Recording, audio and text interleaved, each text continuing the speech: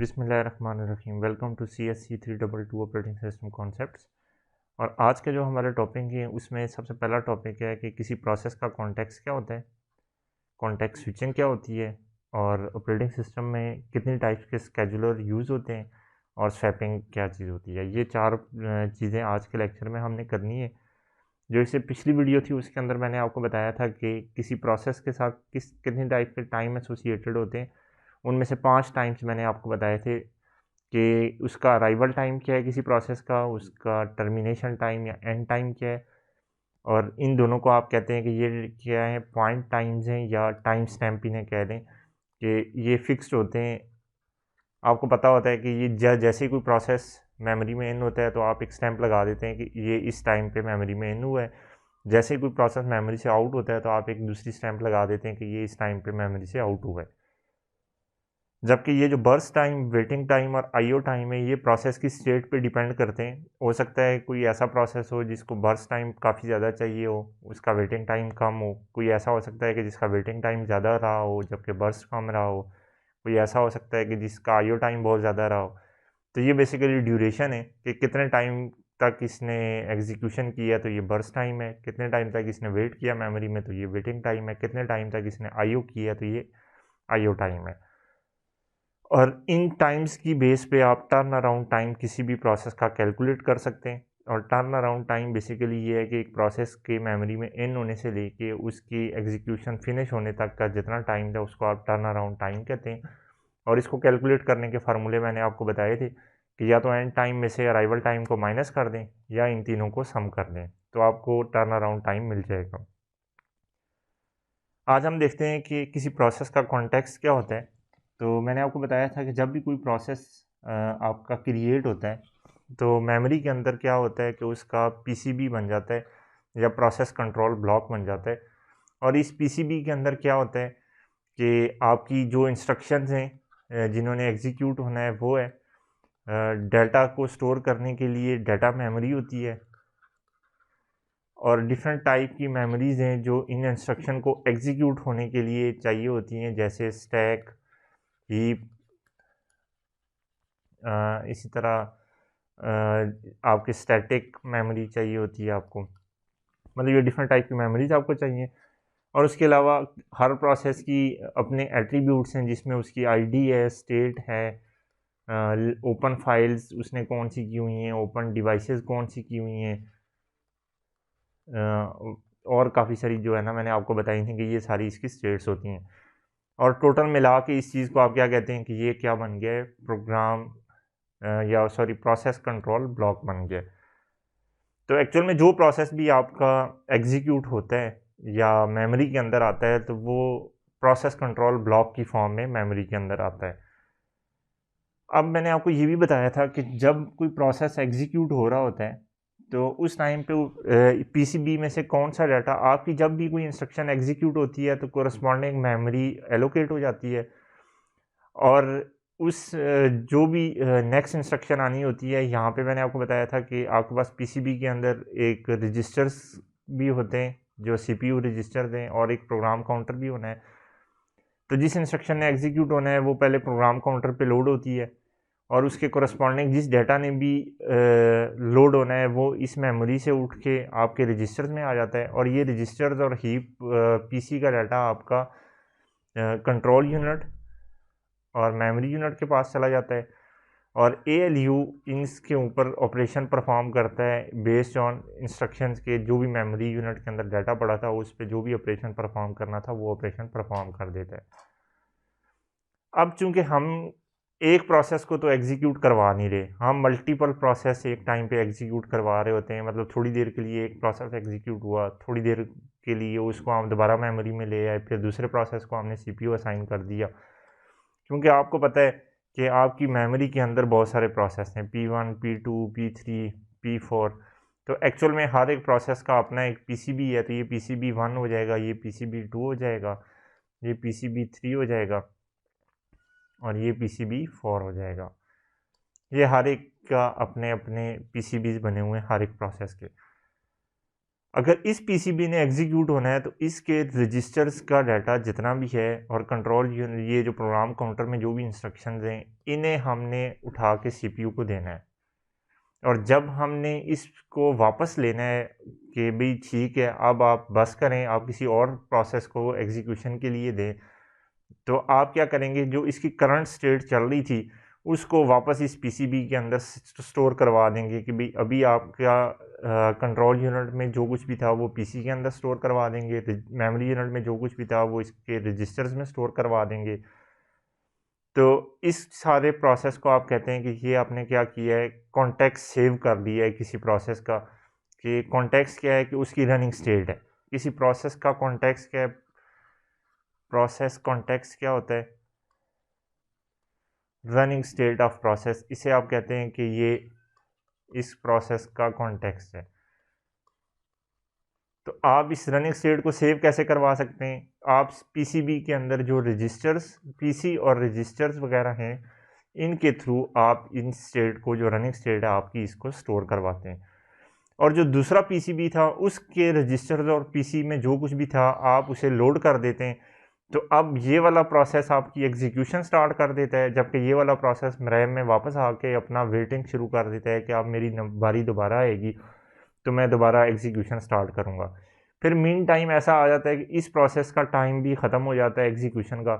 तो आप क्या करते हैं, इसका कॉन्टेक्स्ट वापस सेव कर दें और इसका जो कॉन्टेक्स्ट था उसे लोड कर देते हैं सीपीयू पे, और अब ये प्रोसेस एग्जीक्यूशन स्टार्ट कर देगा। और फिर जिस टाइम पे इसका टाइम ख़त्म होगा तो इसका कॉन्टेक्स्ट आप उठा के सेव कर देंगे और नेक्स्ट जो प्रोसेस था उसका कॉन्टेक्स्ट उठा के लोड कर देंगे। तो इस चीज़ को आप कहते हैं कि ये जो फिनोमेना है इसे आप कहते हैं कि ये एक्चुअल में क्या हो रहा है, कॉन्टेक्स्ट की स्विचिंग हो रही है। कि कभी एक पीसीबी का कॉन्टेक्स्ट आप लोड कर रहे हैं और जो पहले वाला था उसे अनलोड कर रहे हैं, कभी दूसरे पीसीबी का कॉन्टेक्स्ट लोड कर रहे हैं और जो पहले आपने लोड किया हुआ था उसको अनलोड कर रहे हैं। तो ये जो पूरा मैकेनिज़्म है इसको आप क्या कहते हैं कि ये आप एक्चुअल में क्या कर रहे हैं, कॉन्टेक्स्ट स्विचिंग कर रहे हैं। तो ये बड़ा एक इम्पॉर्टेंट टर्म है, आपसे अक्सर इंटरव्यूज़ वगैरह में भी पूछी जाएगी, एग्ज़ाम्स में भी पूछी जाती है कि भाई ऑपरेटिंग सिस्टम में कॉन्टेक्स्ट स्विचिंग क्या चीज़ होती है। तो जो भी प्रोसेस की रनिंग स्टेट है वो उसका कॉन्टेक्स्ट है। तो जब आप मल्टीपल प्रोसेस को सेम एक ही सीपीयू पे एग्जीक्यूट करवाना चाह रहे हैं तो फिर जितनी देर के लिए आप एक प्रोसेस को एग्जीक्यूट करवाएंगे, फिर उससे सीपीयू वापस ले लेंगे, दूसरे प्रोसेस को असाइन कर देंगे, फिर उससे सीपीयू वापस ले लेंगे, फिर तीसरे प्रोसेस को असाइन कर देंगे, और ये सिलसिला चलता रहेगा। और फिर आप क्या पता दोबारा से पहले प्रोसेस को स्टार्ट कर दें, रिस्टोर करना। तो ये जो प्रोसेस है कि भाई आप कभी किसी प्रोसेस को सीपीयू को असाइन कर रहे हैं, कभी उसे वापस ले रहे हैं, फिर दूसरा असाइन कर रहे हैं, फिर उससे वापस ले रहे हैं। तो ये एक्चुअल में आप क्या कर रहे हैं कि किस हर एक प्रोसेस का कॉन्टेक्स्ट कभी सेव कर रहे हैं, कभी लोड कर रहे हैं, कभी सेव कर रहे हैं, कभी लोड कर रहे हैं। तो ये जो पूरा एक मैकेनिज़्म बना हुआ है इसको आप क्या कहते हैं कि ये क्या हो रही है, कॉन्टेक्स्ट स्विचिंग हो रही है। तो ये तो आज का हमारा पहला टॉपिक था कि प्रोसेस का कॉन्टेक्स्ट क्या होता है, जो प्रोसेस की रनिंग स्टेट है वो उसका कॉन्टेक्स्ट है। कॉन्टेक्स्ट स्विचिंग क्या है, जब मल्टीपल प्रोसेस ने एक सीपीयू पे एग्जीक्यूट होना होता है तो हम कभी एक प्रोसेस सीपीयू को देते हैं और फिर सीपीयू कुछ टाइम के बाद उससे वापस ले लेते हैं, फिर दूसरे प्रोसेस को सीपीयू असाइन कर देते हैं, फिर कुछ टाइम बाद उससे भी सीपीयू वापस ले लेते हैं, फिर किसी तीसरे को असाइन कर देते हैं, और ये सिलसिला हमारा चलता रहेगा। और ये उस टाइम तक चलता रहेगा जब तक कि तमाम प्रोसेस जितने भी रैम के अंदर है उनकी एग्जीक्यूशन फिनिश नहीं हो जाती। और ये जो मैकेनिज़्म है कि हम सीपीयू को प्रोसेस असाइन करते हैं, जो पहले का असाइन शुदा था उसकी स्टेट को रिस्टोर कर लेते हैं। तो इसको आप कहते हैं कि ये आप क्या कर रहे हैं, एक्चुअल में कॉन्टेक्स्ट स्विचिंग कर रहे हैं।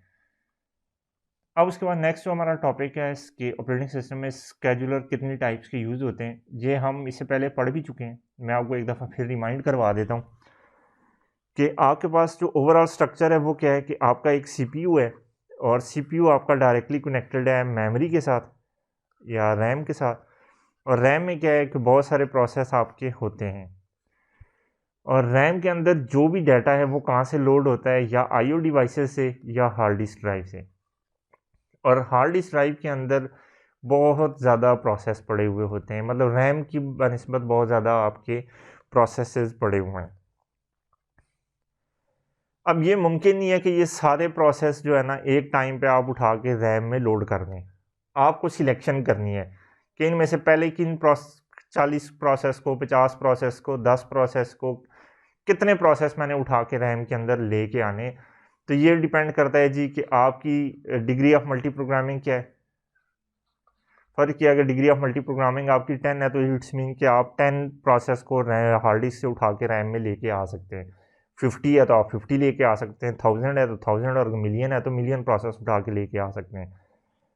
और कौन से वो 40 या 10 या मिलियन प्रोसेस होंगे वो डिपेंड करता है डिफरेंट क्राइटेरियाज पे। बहुत सारी स्कीम्स बनी हुई हैं, और ये जो काम करता है ऑपरेटिंग सिस्टम के अंदर, जो फंक्शन ये वाले काम करता है कि भाई हार्ड डिस्क के अंदर जितने भी प्रोसेस पड़े हैं उनमें से एक सर्टन नंबर ऑफ प्रोसेस को, और ये डिसाइड करना कि इनमें से कौन कौन से प्रोसेस आपके रैम में लोड करने, इसको आप कहते हैं कि ये क्या है जी, ये शेड्यूलर है। और ये कौन सा शेड्यूलर है? लॉन्ग टर्म शेड्यूलर है। अब रैम के अंदर लॉन्ग टर्म शेड्यूलर प्रोसेस लेके आ गया P1, P2, P3, P4, P5, P6, ये 6 प्रोसेस जो है ना रैम के अंदर आपके आ गए।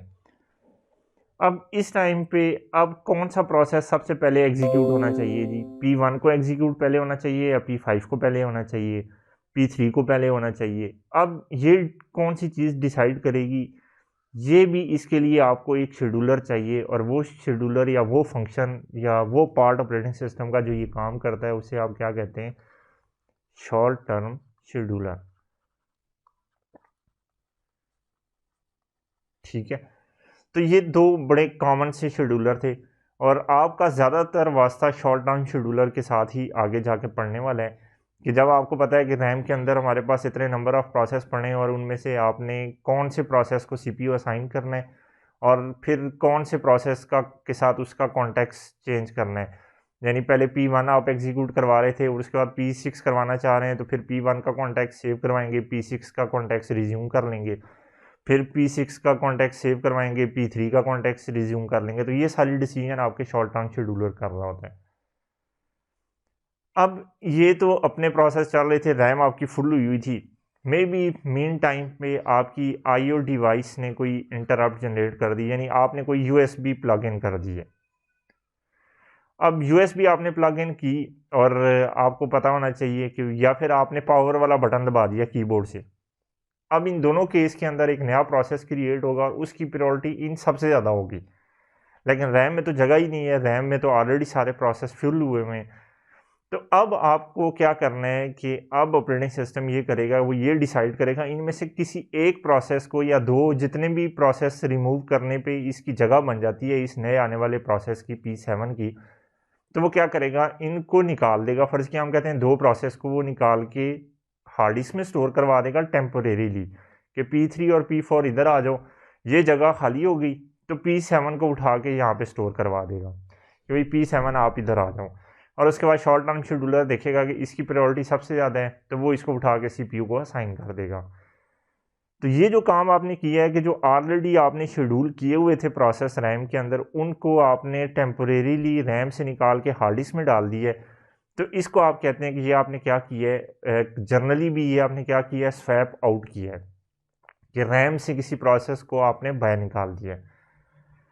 और जैसे ही अपने P7 ने अपनी एग्जीक्यूशन फिनिश की, या कोई और प्रोसेस अपनी एग्जीक्यूशन फिनिश करता है, मेमोरी आपकी फ्री होती है, तो ऑपरेटिंग सिस्टम प्रायोरिटी पे क्या करेगा कि ये जो आपके प्रोसेस उसने स्वैप आउट किए थे इनको वापस लेके आएगा, रैम के अंदर दोबारा लोड करेगा। और इस चीज़ को आप कहते हैं कि ये क्या है, ये स्वैप इन हो रही है। और ये जो ओवरऑल कॉन्सेप्ट है कि भाई ये स्वैप इन और स्वैप आउट वाला, इसको आप कहते हैं कि ये क्या है, स्वैपिंग। और ये जो स्वैपिंग डिसाइड करता है कि कौन सा प्रोसेस बाहर निकालना है या स्वैप आउट करना है, और किसको स्वैप इन करना है, ये काम जो शेड्यूलर डिसाइड करता है उसे आप कहते हैं मीडियम टर्म शेड्यूलर। ठीक है, या मीडियम टर्म शेड्यूलर का दूसरा नाम क्या है कि स्वैपिंग शेड्यूलर भी इसका एक दूसरा नाम है। तो ये 3 तरह के शेड्यूलर्स हैं जो आपके एग्जिस्टिंग जितने भी ऑपरेटिंग सिस्टम चल रहे हैं उनके अंदर यूज़ होते हैं। तो स्वैपिंग का भी आपको मैंने कॉन्सेप्ट बता दिया है, शेड्यूलर्स भी मैंने तीनों आपको बता दिए हैं। तो आई होप कि आज के जो हमारे टॉपिक्स थे ये आपको बड़े इजीली क्लियर हो गए होंगे। Thank you ji.